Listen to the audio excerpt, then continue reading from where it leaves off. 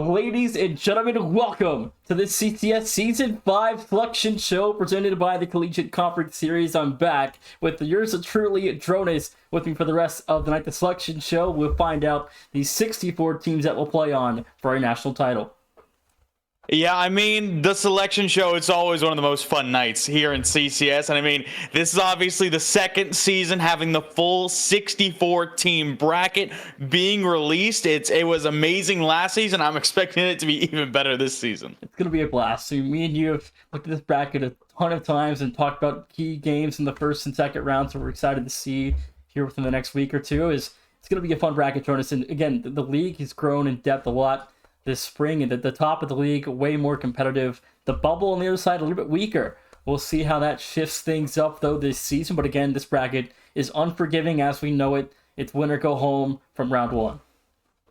Yeah, I mean, single elimination style brackets are always crazy. You know, having that seeding, having those top seeds go against the lower seeds, giving them those slightly more favorable matchup. I mean, it's just the way things are drawn. And obviously, you want that higher seeding, you want to have that easier run, but it's not going to be an easy run for either of these, any of these teams. Not at all. And again, we'll have a special guest later to help break us down with the bracket and get a player perspective when the tournament's POV. But Jonas, I mean, for me, look at where we started. 176 different programs competing this season in Season 5. We'll take a look at the map. It's the updated version. It's a glory graphic, Jonas, and 176 schools. And now we're down to 64. Yeah, I mean, it's always so gorgeous, and it really is crazy that, you know, we go from that massive number of those, 170 plus teams to only having 64. It does seem crazy, but it really does showcase the best of the best here in the Collegiate Conference Series, and obviously this mapping a full demonstration of how nationwide that the CCS is, and I mean, it's always just beautiful.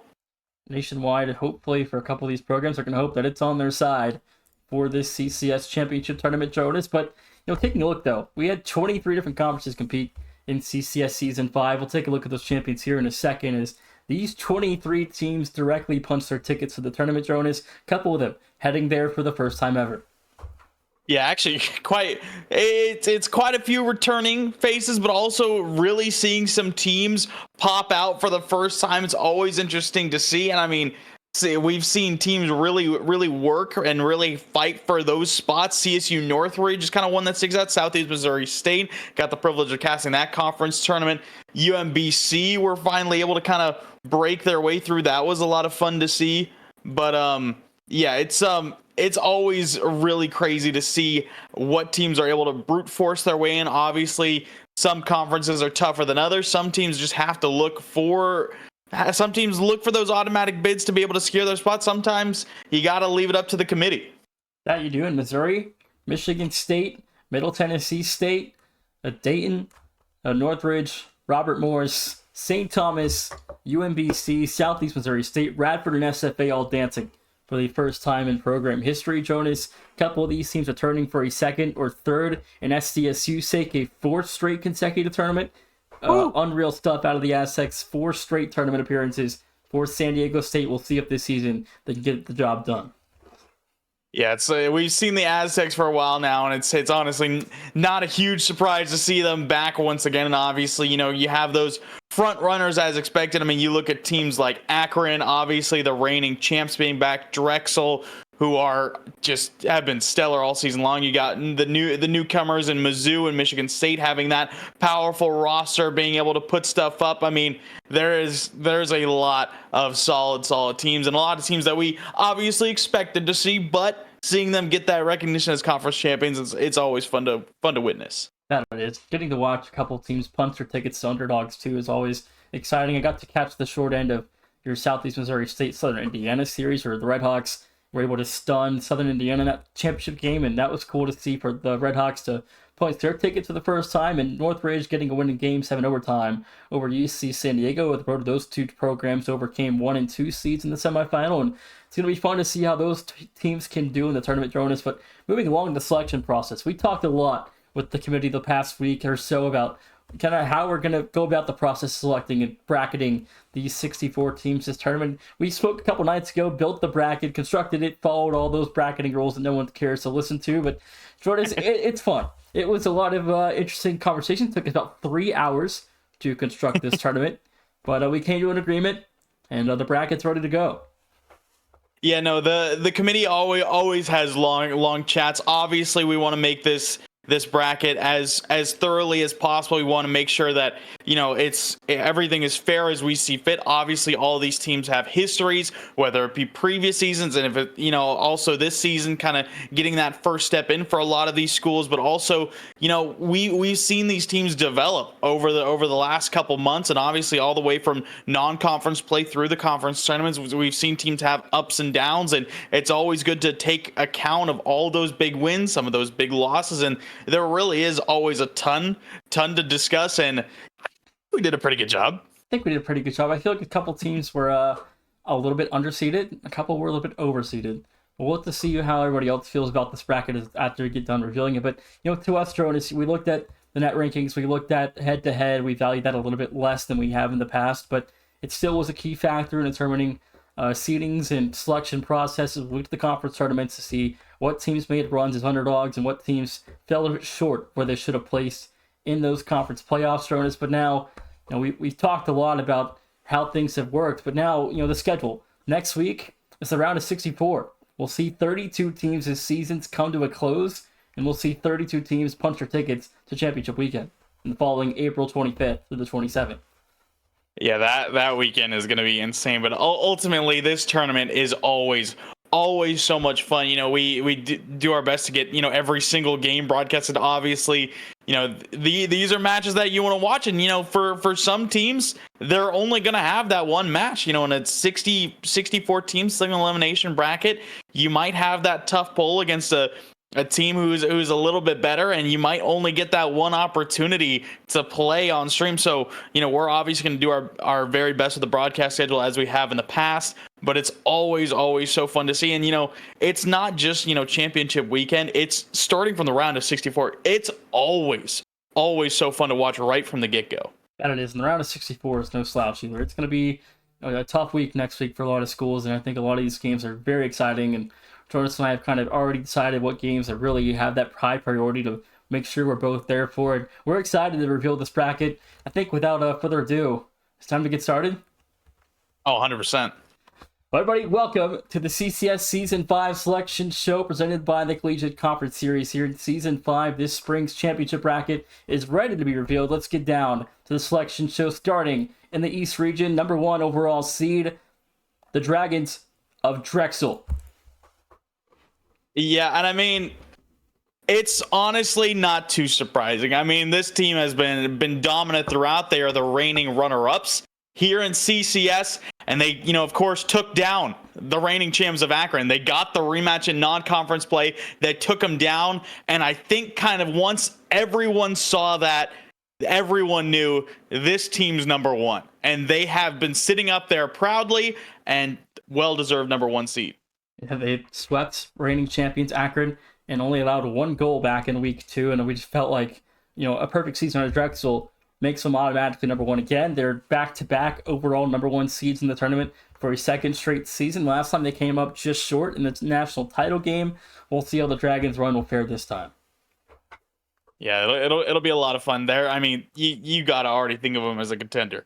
That you do. Moving along. The Dragons of Drexel will take on St. Thomas. So Tommy's out of the Summit League. Summit League tournament champion St. Thomas will take on Drexel in round 1. Yeah, they get their shot to try and dethrone Drexel and get the biggest upset we've ever seen. But yeah, anything's possible. Anything is possible. 16 seeds are 0-4 against the number 1 seed in the tournament so far. Moving along though, Jonas, the 8th seed in the East region. Number 8, South Carolina, the Gamecocks at 8. Yeah, South Carolina, they've been an interesting team to watch. We talked a little bit earlier about the ups and downs. The USC has been one of those teams who have had those ups and downs, and I think an 8 seed is pretty fitting for them. We'll see how they deal. Obviously, if they get through round 1, they're most likely going to have to face Drexel, which is not going to be very fun. I don't know. South Carolina, I mean, it doesn't get any easier. They play a team that has a superstar on that lineup. Number 9, San Jose State, the Spartans, BU, leading the Spartans to the tournament for the first time ever, will take on South Carolina. Yeah, San Jose State is a really interesting one for me because I honestly think they have the potential to be higher, but the fact is they haven't had BU for all of their matches so far, so it does impede their resume a little bit and changes things up. I think they have potential to be a really, really solid team. I think this is going to be a really 8-9 matchup to see how they fare. And again, either of these teams, they're going to have to most likely try and fight against Drexel. And it can't be stated enough that if you're in the East, you always got to be on the lookout for the Dragons. Absolutely. This is the top left corner of the overall brackets of the East region. Number 1 overall seed, Drexel, in the upper left side of the championship bracket. Moving along, though, 4th seed in the East, Charlotte, the 49ers, at number 4. Yeah, Charlotte. This is a team I think everyone expected to be a little bit higher, but they had just a few struggles, and by struggles I mean they literally just lost a few matches to end off their season. That was really the only big thing. They had a tough loss in the regular season to Wichita State, and then of course they fell to North Texas in the conference tournament, and that moved them down a little bit, but still a very respectable number 4. I agree. I mean, Charlotte again lost a couple of key games down the stretch of their season, but had a heck of a resume. They played a lot of really good teams in the non-conference and put up a good showing, but it wasn't enough to get any higher. Their opponent, though, in round 1, the Chips to Central Michigan.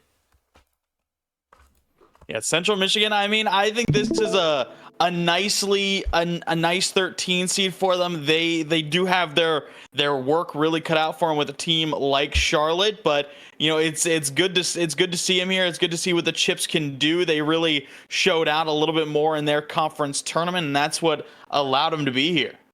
Yeah, again, Central Michigan was probably very, very close to being left out, but got that pivotal quarterfinal victory against Bowling Green, which really helped Central Michigan kind of scrape into the semifinal and get a bid. Yeah, I don't. If they lost that one, it definitely would have been very close to being on the line. And they also took 2 games off of Ball State, which is no small feat either. They got 2 games off Ball State in the regular season as well. So they've played the Cardinals close twice in the American League play, but Charlotte, Central Michigan could be an interesting round 1 game. Yeah, I'm excited to see what the Chips can do. I have high hopes for them. As do I. But moving along, the East region gets even more difficult. Number 5, Florida International, coming off a loss in the CUSA Tournament Championship game against Middle Tennessee State. Pick up a 5 seed here in round 1. Yeah, Florida International, again, this is a team that people probably expected to be higher, but it was just that one loss that sticks out, and obviously it being the Game 7 loss to MTSU in the conference tournament championship. That moved them down to a 5. It looked like they were going to be locks to be, maybe top 2, top 3, but that one loss in a bigger scenario, it moved them down a little bit, but still a very respectable 5 seed, and they're definitely going to be a threat. FIU is the final 5 seed on the 5 line, but their opponent in round 1, the Tigers of Clemson, now back for a second straight tournament. Clemson a 12 seed this time, playing 5 seed FIU. The Tigers will take on the Panthers next week. Yeah, it's going to be a tough win for Clemson. I mean, it really does feel like the 4-13 matchup, 5-12 matchup here. It's a little bit more skewered just because Charlotte and FIU had kind of tough finishes in the conference tournaments. I feel like both those teams, in my core deserve to be higher, but looking at the results, they did get moved down. But I mean, already look at this is just the first 8 teams we're talking about here, Nation. Look at who you have. You have Drexel, San Jose State, Charlotte, FIU, South Carolina. These are such great teams, and this is just the first 8 out of 64. We're only an eighth of the way through the bracket, just one small little part of the East region. A couple of really good teams revealed early on. The bracket moves on now to the lower side of the East region. Number 2 in the East, Radford, the Highlanders.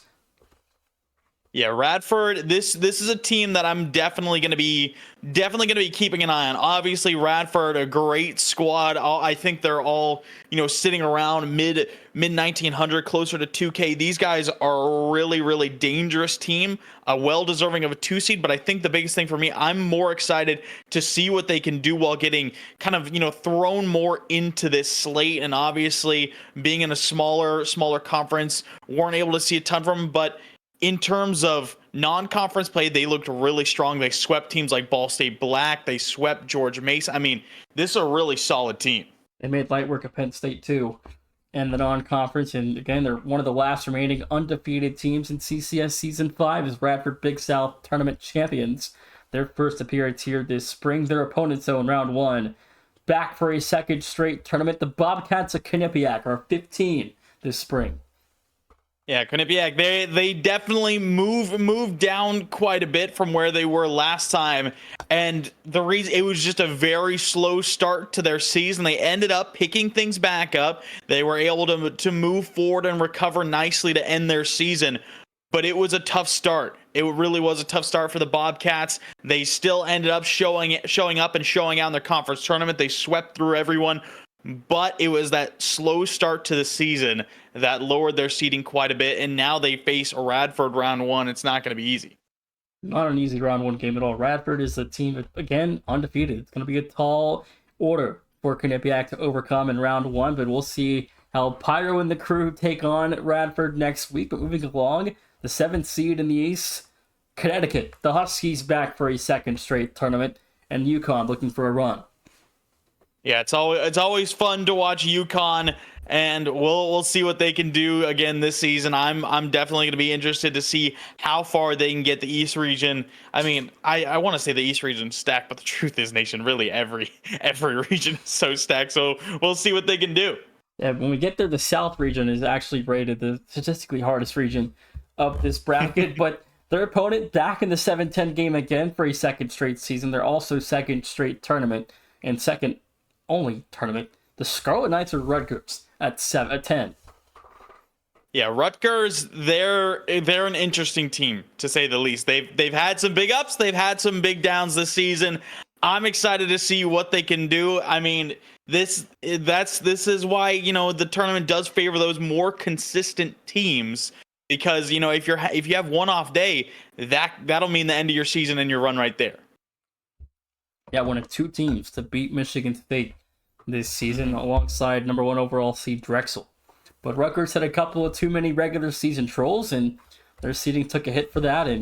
But again, they had that big win, which really helped kind of boost their resume a little bit to get them in the tournament. Moving along, the 3 seed in the East, Northeastern.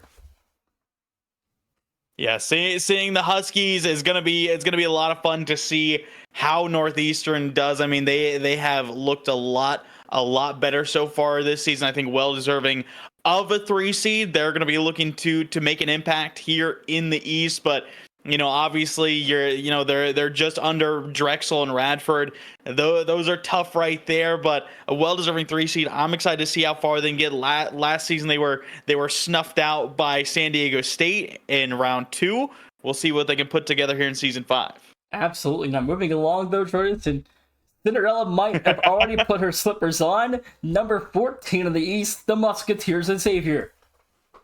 Yeah, let's see what they're able to do. The Musketeers are here. Xavier and Galaxy going toe-to-toe with Northeastern, and in that 3-14 matchup.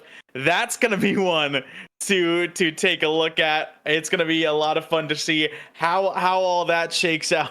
Obviously, Xavier is thrilled. I'm super excited to see what he's going to be able to do in the tournament. Yeah, Galaxy's thrilled, and they're ready to play in the tournament. We'll see what Xavier can do against Northeastern in round 1. But moving along, though, Jordan, is a 6 seed in the East. The Panthers of Pittsburgh at number 6, ACC tournament champions for the first time ever. Yeah, I mean, the ACC was a really interesting, to say the least, so far this season, but seeing Pitt return, it's going to be fun to see how they do as a 6 seed. Of course, if they advance, they're going to try and take on Northeastern Xavier. That's not going to be an easy matchup, but they got to get through their first win first. Obviously, last season they were eliminated in round 1 by San Diego State. They got swept by the Aztecs, but it's actually kind of interesting. We're seeing Pitt and Northeastern be right next to each other in the bracket again. Be an interesting round 2 game if both teams can hold off upsets, which it's their opponent, Bowling Green, number 11 in the East, the Falcons of Bowling Green. This is maybe a little bit of a trap game for Pittsburgh. This could be tough.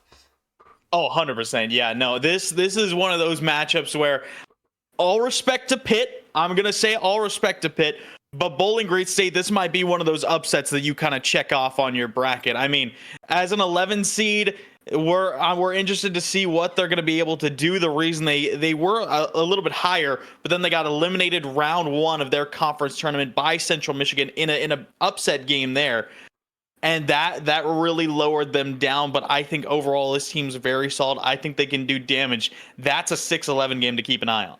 Absolutely agree. I think this is one where you really could justify picking the upset here for Bowling Green. But let's take a look, though, at the entire East bracket in its entirety. And there's a lot of interesting round 1 games. We're looking at South Carolina, San Jose State. That's probably the key game to watch. Pittsburgh and Bowling Green. It's interesting. UConn Rutgers should be a great game. Clemson can always play up to great teams like FIU. That could get fun. Central Michigan could somehow stun Charlotte. I think there's a lot of key games to keep an eye on in round 1 here in the East. Yeah, I think my biggest thing is looking at this bracket, who's going to stop Drexel. That's kind of the one thing I'm trying to figure out. And I really don't know. Radford is going to be, I know I just gravitate towards those higher seeds, but maybe USC or San Jose State could pop off, try and take them down in round 2. But ultimately, it's going to be really, really tough to try and shut down the Dragons. Drexel is a team to beat in the East region, Jonas. And again, there's a couple teams that possibly could, but again, it's going to be a tall orders.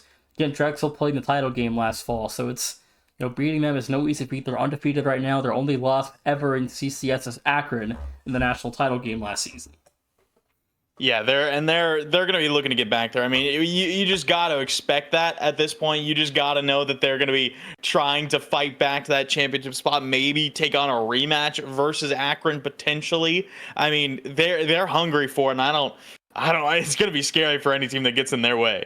I agree, but let's move along to the West region now, going to the bottom left side of the bracket. Number 4 overall in the tournament. Number 1, Michigan State. Yeah, I mean, this is a team that coming into this season, a lot of people were interested in seeing, and you know what? They had some stumbles. We're looking at Rutgers as one of them, but they have obviously recovered very well, and they've looked so solid all throughout. Obviously, winning the Big Ten Conference tournament. Only dropping a game in the semifinals, a game in the grand finals. I mean, they are looking sharp. And they're going to be looking to be the dominant force in the West.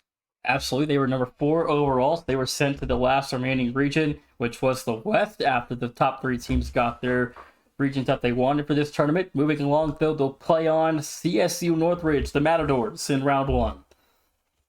Yeah, the CSUN, they got their work cut out for them. I mean, it has to be said, they had themselves a big upset, taking down Cal Poly in the semifinals of their conference tournament, and then took down UC San Diego in the grand finals. I mean, back-to-back Game 7 victories for the Matadors to earn their automatic bid. But obviously, as someone who looked to be kind of a bid stealer in that conference, they are going to get seeded lower. They had a tougher regular season, and now they're pulling round 1 Michigan State. They only won one conference game in league play. Went 1-4 in the Big West, and in the Big West Tournament Championship game, they were trailing with 0 seconds on the clock. And Epic Meow hit a full field air dribble to tie the game up, and then they got a shot from AK to win it in overtime, or JK to win it in overtime, about a minute and a half into Game 7's extra period. But a 1-16, the Matadors will see how they fare with Michigan State.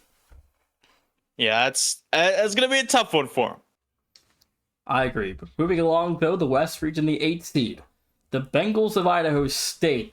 Now we're back as an 8 seed again. This time Michigan State's the 1 seed, not Colorado.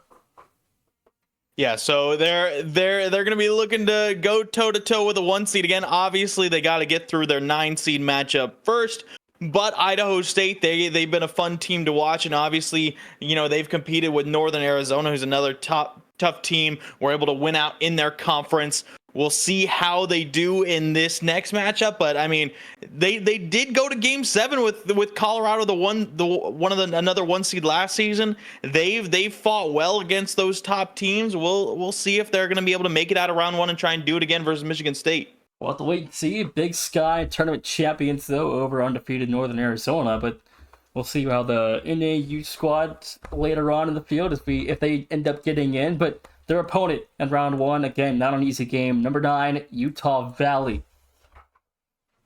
Yeah, and I mean, this is a game where if you had to tell me to make a prediction, I would probably scribble on a flashcard and then throw it away because I do not know.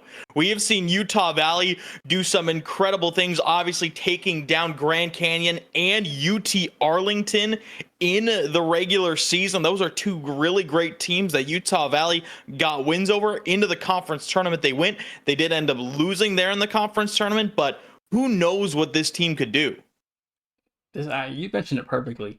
Writing on his flashcard, throwing it away. This is a game. It's gonna bust a lot of brackets. It's gonna be a difficult 8-9 game to pick. This is a harder game to pick than South Carolina San Jose State, in my opinion. But 100%. Utah Valley again. They're beating Grand Canyon and UT Arlington and playing UTA close in the semifinal again. I mean, they're a really good team. Idaho State's got a lot of great experience though in the past of the tournament, which experience has been a key factor in long runs in the past, so it should help Idaho State this time around as their second shot at the tournament. But again, Utah Valley's tough, and it's going to be a tough out. Yeah, no, that's I've already looked at all the 8-9 matchups. I gotta say for right now, this is easily the one I'm the most split on.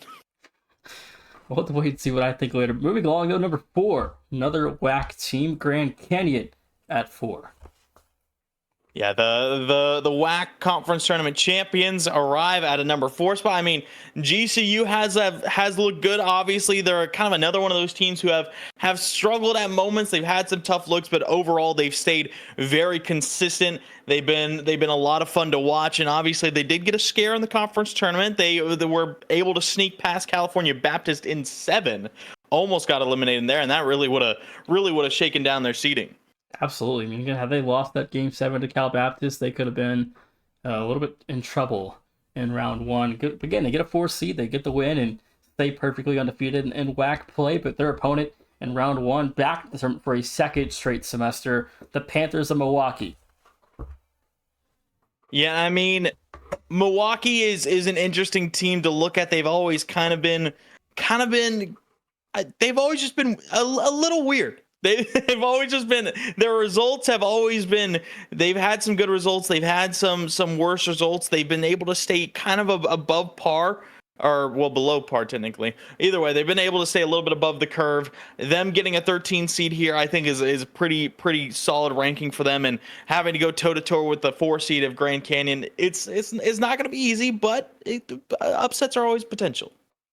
Absolutely agree. Again, Milwaukee to play Akron last season in round 1, so that was a tough pull for them. But they're moving along though. 5 seed in the West, San Diego State, a 4th consecutive tournament appearance for the Aztecs. San Diego State, a 5 seed, looking for a deep run this spring.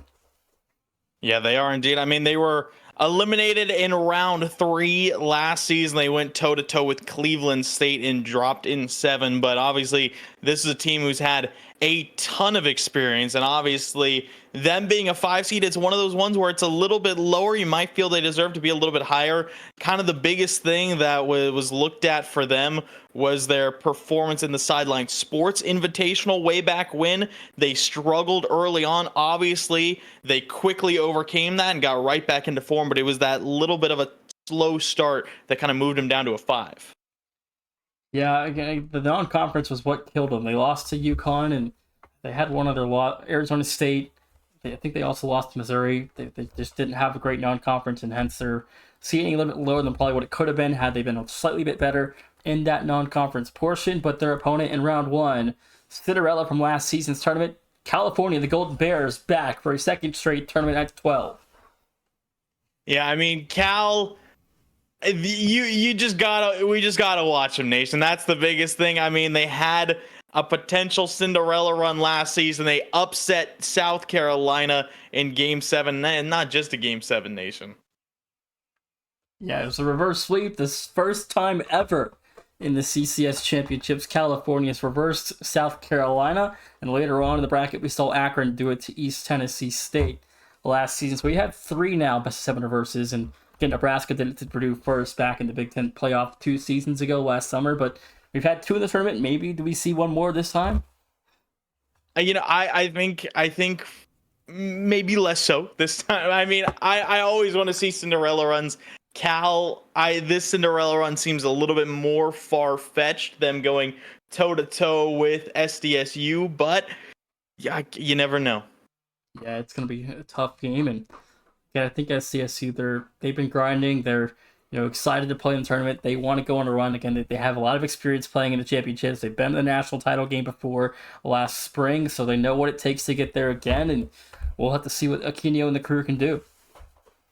Yeah, I think that's the big thing. San Diego State, they're kind of an interesting one for me. That is, they'll be fun to watch.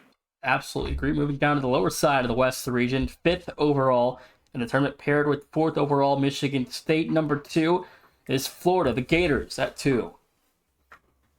Yeah, I mean, this is well deserved for Florida. This is a team who has looked incredibly strong. Unfortunately, they've had to take on Mizzou quite a bit, and that's the reason they're a 2 seed. I think if Missouri wasn't in the question, they could definitely be a 1 seed. But I mean, we'll obviously get to Mizzou later on. But Florida, they're a really solid team. They're going to be a solid chance of making a run. I'd agree. There's a couple teams on this region that honestly could beat them, but I don't think so in the first round. 15th seed, a 3rd seed in the conference tournament. The Red Hawks, they're dancing for the first time. Southeast Missouri State, a 15th seed, will take on Florida next week. Yeah, I mean, this is a team.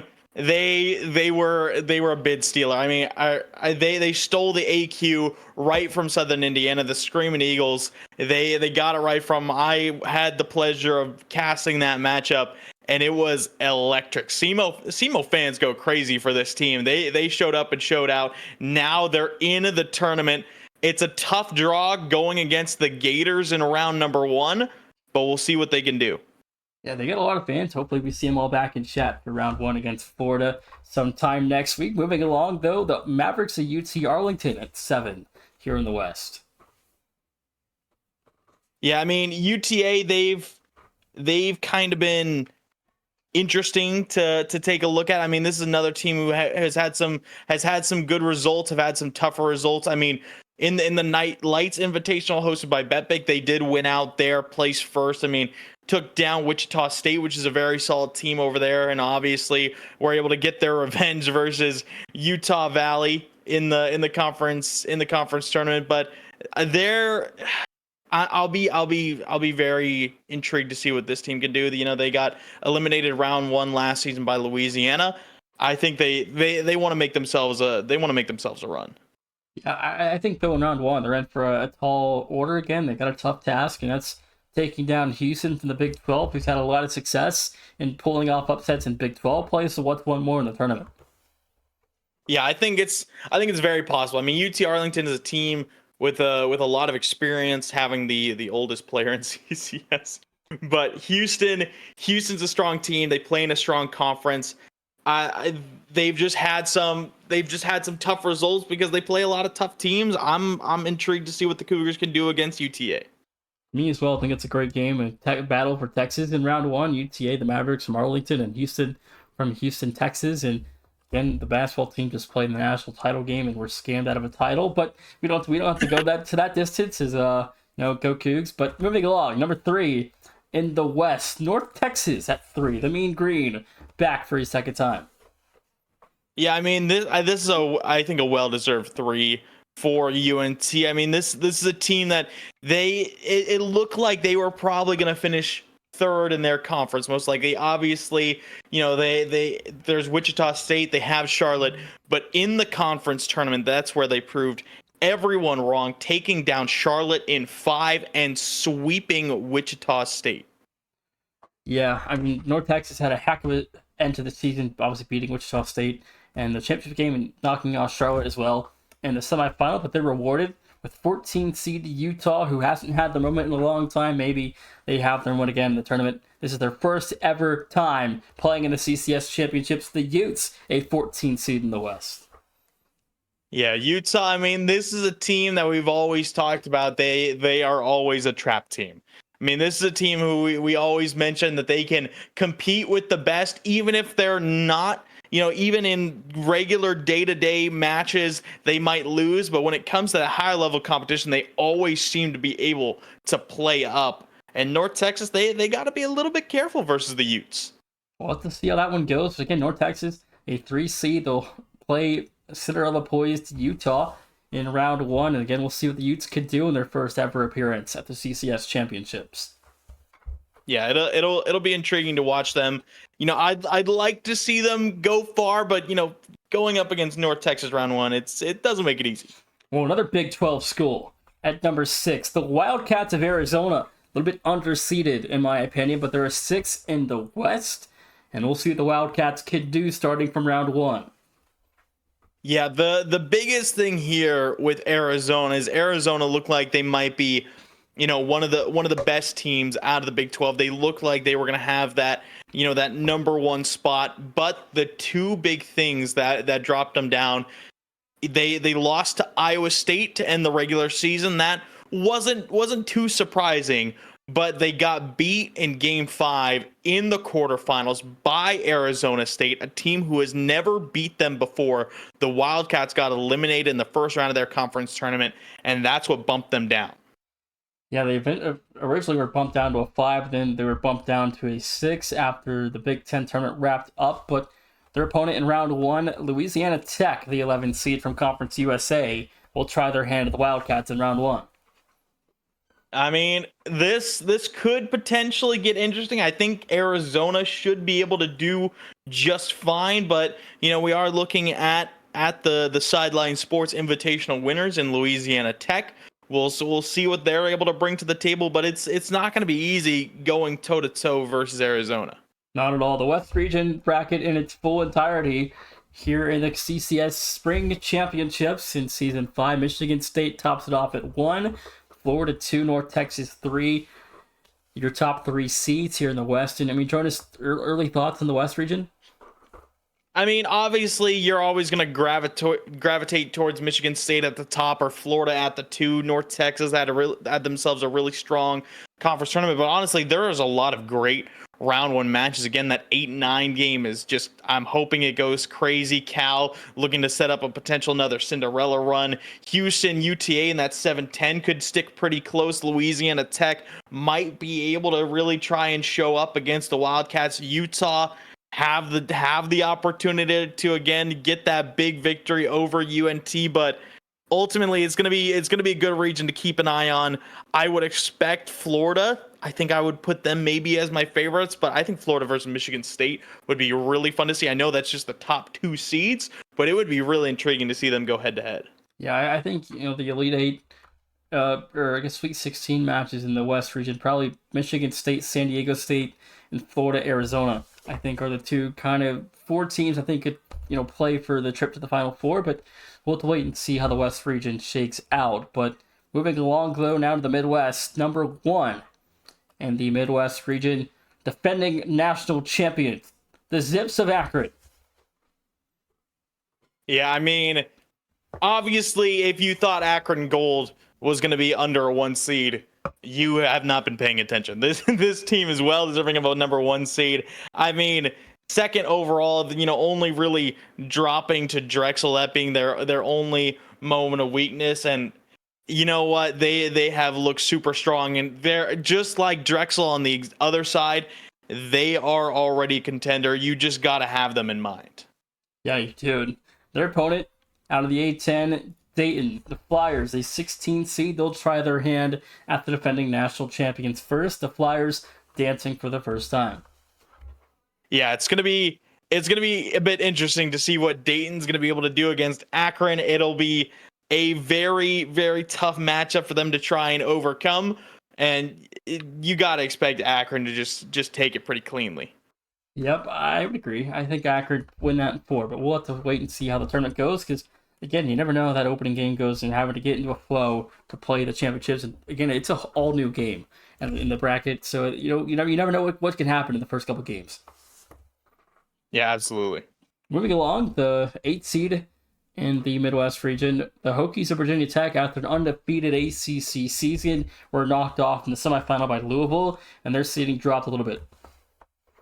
Yeah, I mean this is a team who they were looking to be extremely high seed. I mean, I expected them to be quite a bit higher going into the conference tournament, but that's why the conference tournament is there. It changes things, and the loss to Louisville was a huge loss for Virginia Tech. Again, they were undefeated, and then they lost in Game 7 to Louisville. That was a huge upset there after Louisville upset Cal, technically, too, the round before, then took down Virginia Tech, obviously then went on to get swept by Pitt. I think everyone was excited to see Virginia Tech versus Pitt in that conference tournament championship. We did not get it. Now we're seeing them as an 8 seed. Yeah, I think had they just taken care of business, they probably would have been a 7 seed, maybe a 6 if they had knocked off Pitt in that ACC final. But their opponent in round 1, the Cougars of Washington State. This is another really, really good 8-9 game. I really do think so. Virginia Tech, I mean, they had some good looks, but Washington State, I mean, they've been fun to watch as usual, and they've always kind of just been that number 2 team under San Diego State. They're of course looking to get themselves a run, but it's always been a struggle for them. We'll see what they can do this season. Yeah, I'm excited to see that game. I think that's a really good 8-9 game, honestly. Hopefully it's an entertaining one as well. But moving along, the 4th seed in the Midwest, the Cyclones of Iowa State, yet another Big 12 team. It's the 3rd one so far in the tournament, behind Arizona and Utah. Yeah, I mean, Iowa State, this team is really intriguing. And the reason I say that is because obviously the regular season, they took down Arizona. That was a huge win for them. They made it to the Big 12 conference finals where they got swept by Cincy. That was very surprising to see. Nation, we obviously casted that game. The Cyclones did not look good. Yeah, it was a rough showing. I think had that not been as bad, it could have been a 3. But they were awarded with a 4 after that showing. Their first round opponent, 13 seeded, the Pirates of East Carolina. Yeah, East Carolina, they have their work cut out for them. They really do. But Iowa State, they know what I'm about to bring up, most likely. Round 1 last season. They got to be careful. That they do. That was not pretty. Yeah, the for those of you who don't know what we're talking about, it was the upset to Texas where they fell in round number 1. They were a 3 seed, correct, Nation? They were a 3 seed who got taken down by the seed ever lose in the first round. Yeah, that was a very tough loss there to Texas. Aviator was flying around, bottles falling out of the plane, but regardless, they got the win. Iowa State, they want to shake that off. They do not want that to be what they're known for. They want to get right back into it. They want to take down East Carolina, and they got themselves a solid matchup. Well, if they get by East Carolina, there could be a difficult team waiting in round 2. Number 5, Maryland.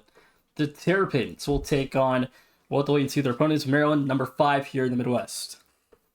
Yeah, Maryland. I mean, Maryland have had their ups and downs. They really had it, but they ended their conference play and the conference tournament with a really nice up. Obviously, they swept through UCLA in the quarterfinals. They took down the 1 seed of Purdue 4-2 to make it to the Big Ten Conference Grand Finals, where they did get squashed by the Spartans. We'll say it. It was a 4-1. It wasn't too pretty. But regardless, Maryland, they have proved themselves that they can compete at that top level. I'm really intrigued to see what they can do as a 5 seed. I think them versus Iowa State would be a really fun matchup. I would agree. Barring an upset, Iowa State Maryland could be one of the games of the tournament in the second round. But moving along, North Carolina, the 12, will take on Maryland in round 1. Yeah, I mean, North Carolina, this is going to be a fun team to look at. Obviously, they've had themselves a much improved season. It's going to be really, really tough going toe to toe with Maryland, but we'll see. That we will. But I mean, again, looking at these 8 teams, Jonas, I mean, obviously we look at Iowa State and Maryland, but again, these teams will also later on have to deal with defending champions Akron later on. Yeah, that's it's not going to be easy. Obviously, not going to be easy by any stretch of the imagination, but I do think there's potential that they could compete. I think Akron will do just fine, but compete. Yeah, I would agree. I think a lot of these teams will be competitive in any region of this tournament. Moving along though, down low in the top right side, the bracket, Ball State, the 2 seed in the Midwest, the Cardinals, a 2 could take on Akron in the Elite 8. Yeah, Ball State being a nice addition here in CCS Season 5, and they have shown it well. Obviously, they've had to go toe to toe with Akron more times than they would have hoped, probably, but and they haven't been able to pick up that victory yet. Now placing in the same region, we could see another rematch. Now we could, but it's going to take Akron and Ball State both winning 3 games, which we know very well is not easy for anybody. Mm-hmm. Their opponent, the Big East, sends a 3rd team, Villanova, the 15 out of the Big East. The Wildcats will take on Ball State in round 1. Yeah, Nova, I'm curious to see what Villanova could be. I mean, looking at the 2 seeds versus 15 seeds so far, this is probably what I'm if I was crazy, I might pick the 15 seed here over the three matches we've seen so far, a 2 seed versus a 15 seed. This is probably be the one I'd bet on. Again, I don't feel safe betting on a 15 or a 16, but I think once you get to the 3 line, it's a possibility of an upset. But again, I think the first top 2 seed lines are all fairly safe in round 1. Moving along, number 7 in the Midwest, Middle Tennessee State, the Blue Raiders dancing for the first time. And obviously, coming off that big conference tournament championship win over Florida International, that was a huge victory. And, you know, it was also revealed to us, nation, this is a young team. All these guys are freshmen, if I'm not mistaken, on Middle Tennessee State. They have a lot of room to grow even further, but already making it to the tournament, getting themselves an AQ into the tournament as well, a 7 seed. It's well deserved. I'm going to be intrigued to see how far they can go with it. Yeah, 2 freshmen and a sophomore here from Middle Tennessee State, and they're going to have longevity for a long time. I think they're potentially the new kids in the block, and FIU should be worried in Conference USA as longevity will build up for the Blue Raiders, and I think they could be the team to beat in Conference USA as realignment occurs with Delaware and Missouri State joining the league. Oh, 100%. The Blue Raiders will take on UMass in round 1. The Minutemen out of the MAC at 10. Yeah, I mean, UMass, they've kind of been a sneaky team, nation. They've kind of been, I will admit, they stayed kind of lower on my radar until we kind of got further in and we're looking more at teams. It was a team that I really needed to look at what they've done. They built up themselves a solid resume, obviously playing in the MAC with a lot of solid teams. They finished 6-2 in the MAC. They've competed really well. I would agree. Again, they beat a lot of key opponents like Bowling Green as well, and I believe they got a game off Akron and played Ball State interestingly close. So I think UMass could maybe make a run here. Yeah, I mean it'll be a fun matchup to see how they do with Middle Tennessee State. That's another one that could be very all over the place. Middle Tennessee State, we know the kind of level they can play up to, but whether they can bring it in a single elimination tournament, that's the big question. Let's see, it's their first time playing, so we'll see how the no experience fares with UMass. Joining the field, number 3, the Big 12 champion Cincinnati, the Bearcats at 3 in the Midwest. Yeah, Cincy, sweeping through Iowa State to get themselves the conference tournament title. We'll see what they're going to be able to do as a 3 seed. Obviously, the Midwest is very dangerous, having Akron and Ball State as the 1 and 2, but Cincy makes it even more threatening at the 3. Yeah, this region's going to be tough, and it's We're not even to the hardest region yet, so let's see how that builds up later. But their opponent, number 14, after upsetting NJIT America East Tournament champions UMBC, the Virginia Killers. We'll see if they can kill Cincinnati in the first round. Yeah, the Golden Retrievers. I mean, this is a team that I think Nation. I wanted to see them in the tournament just because they are the Golden Retrievers. I'll admit it. And now they're here. They have a tough draw with Cincinnati, but we'll see what they're going to be able to do. Absolutely, I think UMBC is going to come out ready to play, but Cincinnati's a new speed, and we'll see if they can handle it. But I think it's still fairly safe to call that this is going to be dominant fashion for the Bearcats.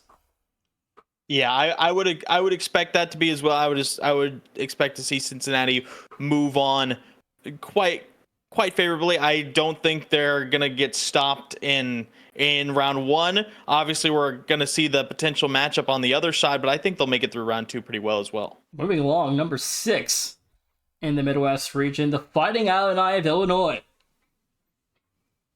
Yeah, I mean this is a team that's they're interesting to say the least. I mean, I know I've been using that word all the time, but it's mostly because Illinois, they had themselves a really tough season last season.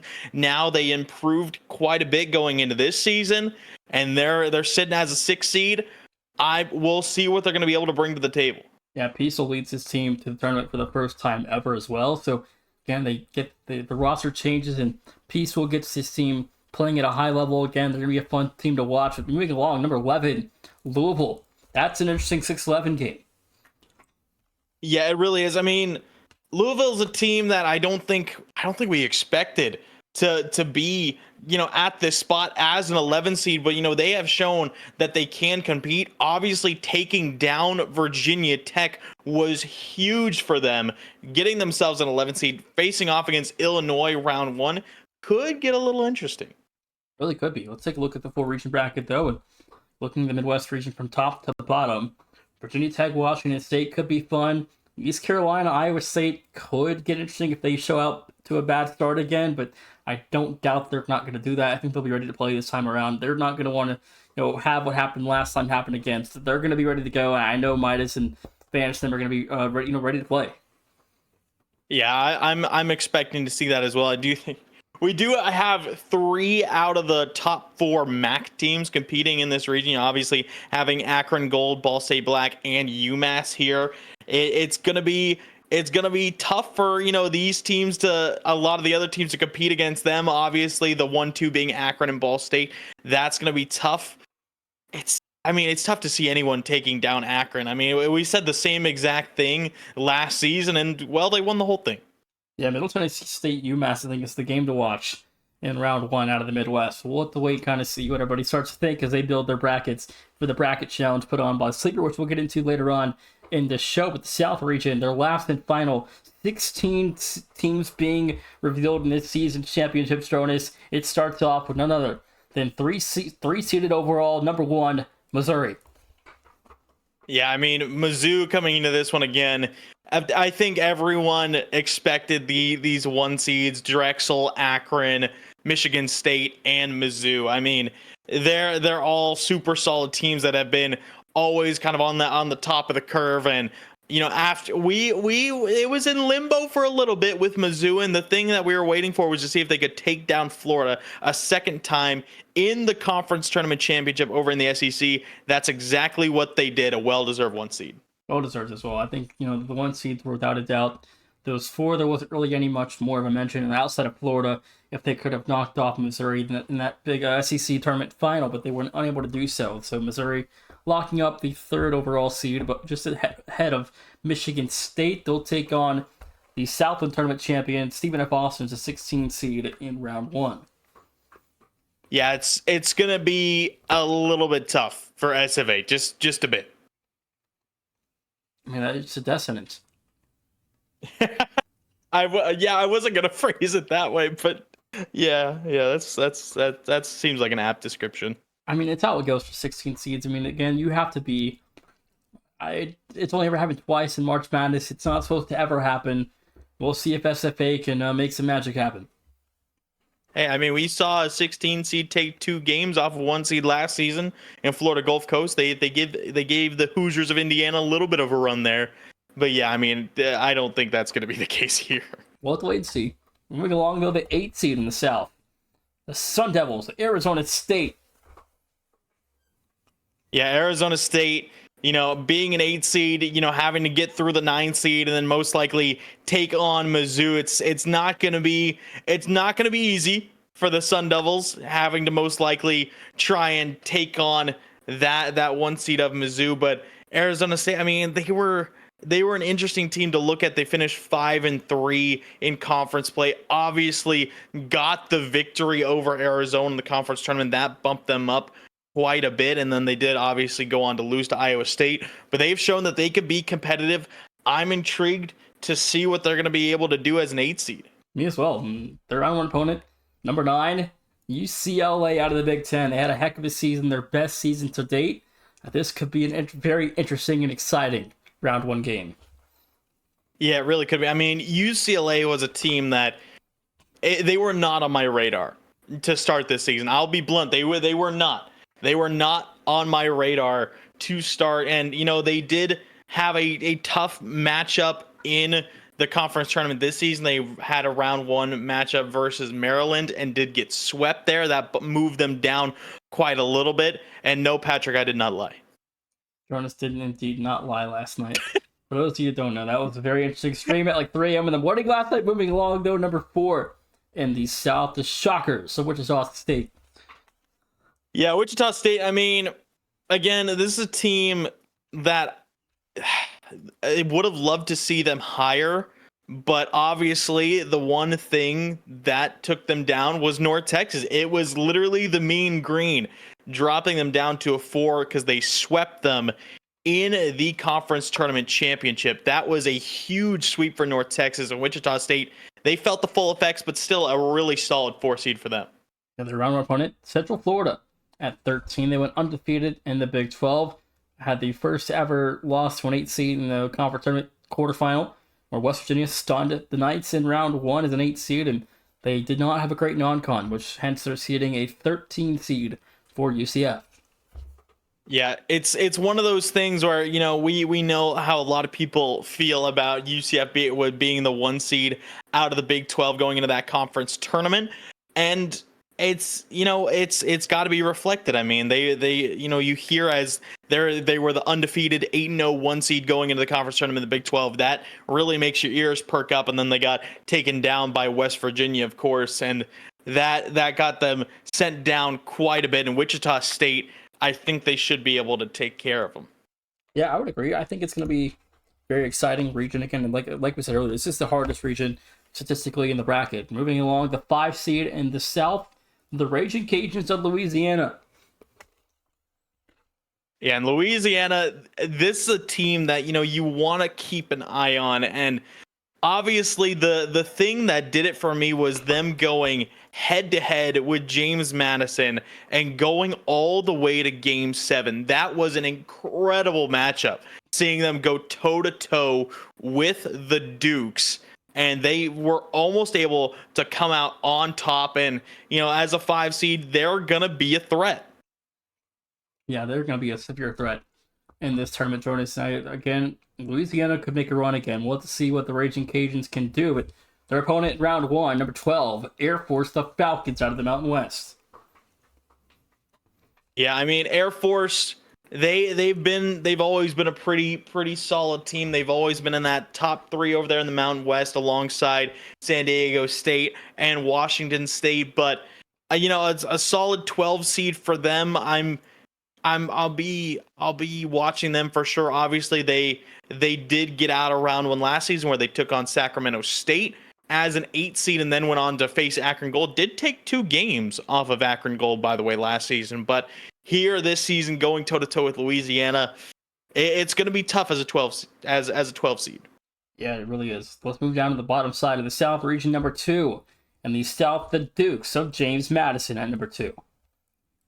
Yeah, and James Madison, they have been a force to be reckoned with. That I mean, not much more needs to be said. I think they're a very solid 2 seed. They're going to be looking to make a run as well. Yeah, they really are. It's going to be exciting to see what JMU can do with their opponent coming in as their seed was hit very hard. after a conference tournament loss. Number 15, Southern Indiana. The Screaming Eagles get the job done to dance. Yeah, they still did enough to be able to secure this spot. I mean, they were, the undefeated team in their conference, and then of course SEMO swept out from behind, took that conference tournament title right from them, and won themselves a spot. But the committee felt that Southern Indiana, they had done enough to hang in there, so they'll pick up a 15 seed. But going toe to toe with the Dukes round one is that's tough. It really is tough. But moving along, number 7 in the South, the Aggies of Texas A&M, and the A&M's a 7 seed. We'll see how their first ever run goes, second time in the tournament, but an all new brand new roster this spring, and so they have no experience playing at the championships. Yeah, this is a team obviously got to keep an eye on. They've had some good looks. They really have. I mean, they finished strong, but we'll see. I mean, I'm a little on the edge with this team, but I do believe they can go far. I mean, they took 3 games off of Florida. They went to Game 7 with the Gators in the conference tournament. That shows quite a bit. And unfortunately for A&M, I mean, they play a team that is very well capable of an upset. An undefeated 10-seeded Robert Morris, the Colonials, at 10. And the South, this is going to be a very scary 7-10 game. I think people might take the upset on this one.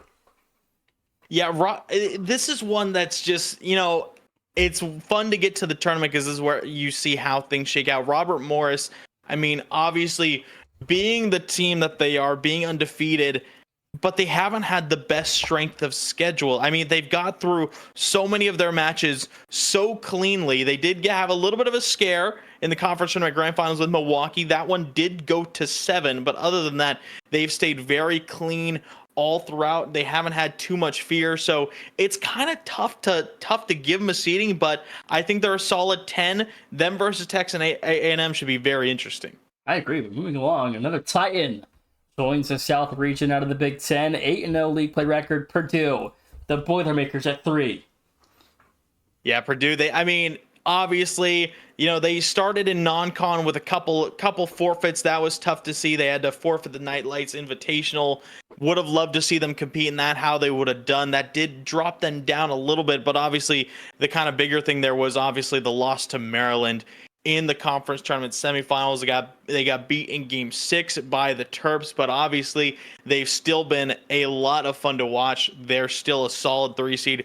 They're going to be looking to do damage. I mean, they made it to the 3rd round last season where they took on Indiana, weren't able to get through the Hoosiers, but they're a fun team to watch for sure. I hope for Purdue, after the last couple of seasons they've had, that they make another run. They're a fun team to watch, and Enchanted, a couple of those guys are starting to get to graduation here soon, and they want one more chance to make a deep run. Join us. I think might be their best chance yet. As a 3 seed, I think this is their highest seed they've ever had. They'll play number 14 North Florida, the Ospreys, in round 1. Yeah, this will be a tough one for North Florida as expected. We did see them take the conference tournament. Once again, they took down Eastern Kentucky pretty convincingly, and going against Purdue round 1, it's going to be tough for them. It really will. Yeah, it really is going to be tough. And this is actually a rematch from last season's first round. I broke the bracketing rules, forgot to check the tournament rematches from last time. Thankfully, this is the only one I didn't check. And Purdue will take on North Florida again in round 1. Number 6 in the South, the Lumberjacks of Northern Arizona. Yeah, I mean, Northern Arizona, they've been always a fun team to watch, and we've seen them go head to head with Idaho State more times than we can count. And this time in the conference tournament championship, they did drop. So we had to bump down their seeding a little bit, but they're still a fun team. Seeing them go toe to toe with Purdue could be pretty interesting. Yeah, they still have yet to win a Big Sky tournament. They played 3 seasons and they're 0-3 in that Big Sky tournament. They played the title game all 3 times, but again, Idaho State's won it twice consecutively. Then Sacramento State got the better of them the first time around. So again, they've come up short 3 straight times, but they're a 6 seed again. In the South region this spring, they'll take on the final team in the field, number 11, out of the Sun Belt, Old Dominion. Yeah, Old Dominion. I mean, this is one where you might want to pick the upset as well. Northern Arizona is a great team. Old Dominion, they have struggled, but Old Dominion was the upset team last season that you didn't really talk about. They took down the 2 seed of Charlotte in round 2, went game 7 with Wichita State. They were a competitor to watch last season. They really were. They played in the Elite Eight with Wichita, or Elite 16 with Wichita State. That was a heck of a series, and I'm excited to see what ODU can do this spring. That NAU game's gonna be exciting. That's fun. Yeah, it really will be. I'm expecting that one to be very, very competitive. I mean, I'm expecting this whole region, this whole tournament to be competitive. Let's take a look at the full South region. This is the most competitive bracket in the tournament. Most difficult region statistically is these 16 teams here in the South, and Missouri tops it off at number 1. Yeah, I mean, it really, I mean, going through and looking at these teams, it has it's been a lot of great teams, a lot of great runs for all these teams. You know, Mizzou being obviously the standout one, James Madison, they've had some big pickups. Wichita State, Louisiana, Purdue. I mean, it's gonna be a bloodbath in the South. NAU again, A6. They had a perfect non-conference, took down two conference champions in dominating fashion. They again played an incredible schedule, dealt with teams well in league play. Again, they come up short in the final, but again, a 6. They almost had a 4 or a 5 seed had they been perfect, but again, they get knocked down a seed line for losing to Idaho State. They're a team to watch. I think they can make a run. Yeah, absolutely. It's gonna be very competitive. I mean, I know we've been saying that like just all night long, all stream long, but that's because it is. I mean, you are quite literally seeing the best of the best compete. Let's take a look at the full 64 team bracket, Jonas, and there it is in its entirety. 64 teams will play for a national title. There's your field of 64. Whew. It is a beaut. I mean, it was the exact same kind of reveal last season, and it never ceases to amaze. This is an absolutely incredible bracket, incredible tournament that we got for season 5. It's only going to get better. Well, round 1 action kicks off on Sunday. We'll take it into next week throughout the course of that full-on week to schedule, and following that, championship weekend, April 25th to the 27th, Friday through Sunday to crown a champion. And the last 4 teams in the field, the first 4 teams out: Utah, Xavier, Southern Indiana, Villanova. Your last 4 teams selected: Winthrop, Penn State, NIU, and Western Kentucky. The first 4 teams out. Yeah, I mean, those are. I look at all 4 of those teams, and they're all 4 teams that I would have loved to see in the tournament. Unfortunately, they just fell short. The resumes weren't quite there, but those are all very competitive teams. Winthrop was a team that we debated bringing in. Penn State, obviously, with Nitrous, always has to be talked about. Northern Illinois were on kind of the bubble for a while. Western Kentucky had a chance to move their way in, but it was very competitive, and I think the committee made the right choices. I think we did a great job. I'm excited to see what will happen to the tournament. But again, we're going to go to a short break. When we come back, we've got a special guest to join us as we close the show. We'll see you guys here shortly.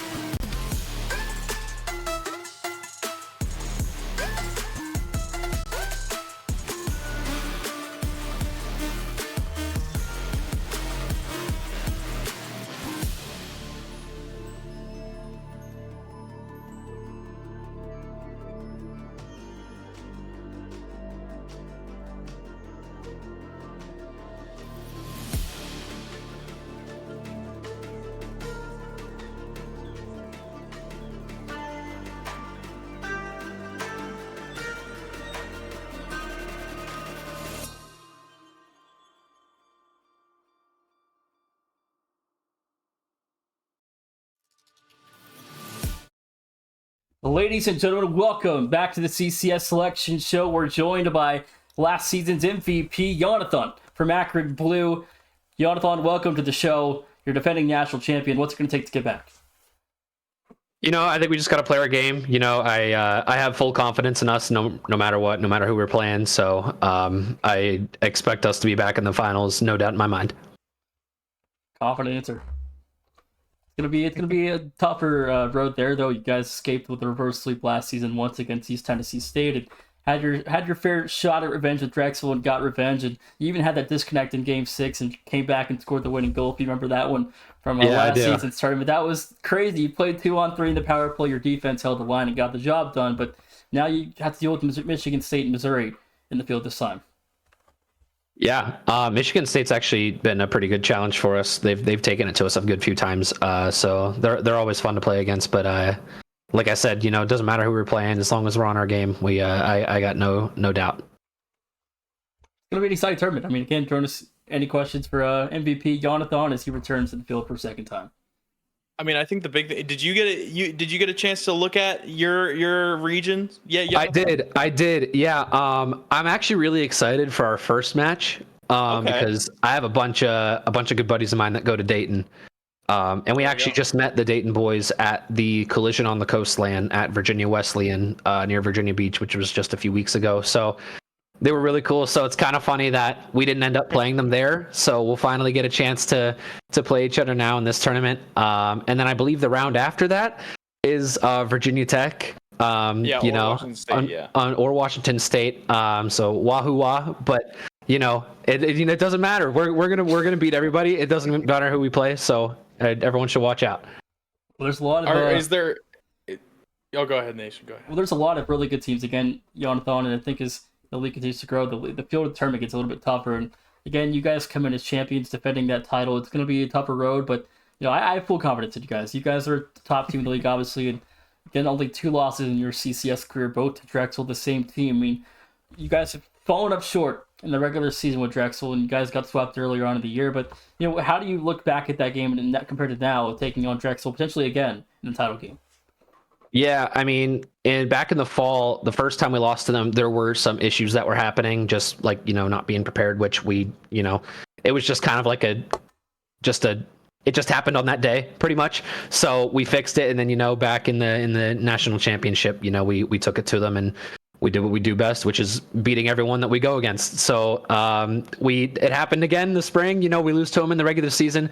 Didn't bother us. We knew that happened again, so we're ready to repeat history. So valid answer. Jonas, continue question.